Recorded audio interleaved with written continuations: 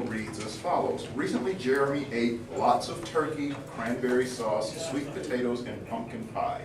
He watched lots of football and gained at least 5 pounds.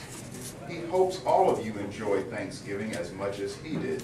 Today, he's excited to be evaluating Karen's speech. So let's please welcome Jeremy Udell.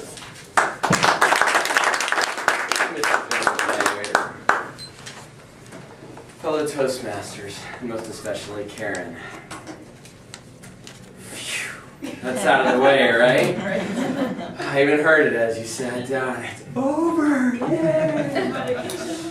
And that was the point of this. The whole point of the icebreaker is to just get up here and get that first one out of the way. Begin speaking. Hey, check! You did it! Congratulations! You've now officially given your first speech to Toastmasters, and it was great. It was a great speech. It was beautifully written. The imagery in your speech about tire swings, the raccoon feast, turkeys showing their love. We all had a great picture of where you were, what was going on. You paint beautifully with your words, and that was one of the things I loved most about your speech, was how well written it was. We got to know you. That was the other big thing. You were supposed to introduce us to yourself today. Guess what? We know so many places you've been. We knew how nervous you were when you came up here. Speaking as someone who gets really nervous before every speech and could barely speak before their icebreaker to anyone. You okay, Jim? Yeah, fine. That was, I think, pretty ubiquitous to everyone who got up here to do their icebreaker. It's very nervous, but you did a really good job. And you didn't panic.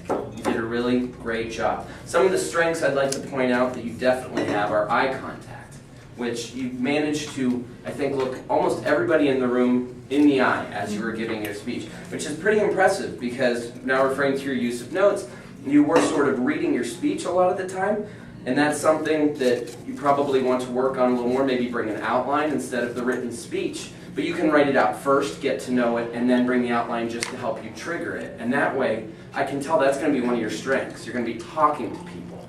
And I could see that you were doing your best to talk to people because that's what you're used to doing. And believe it or not, public speaking is still talking to people, looking at people in the eyes, and taking a moment just to tell them your story. And you had a great story to tell, and you wanted to tell it to people. We could see that. Also, your vocal variety.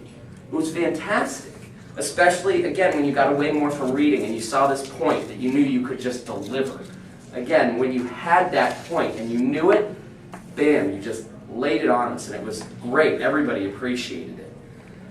If I could tell you the one main thing besides the notes, slow down, breathe. The only times we couldn't hear you were when you were going just a bit too fast. So take a little bit of time. Don't tell us quite so much about the list of everything you did. Take some time to tell us a story about a few of those places you were at. Let us know.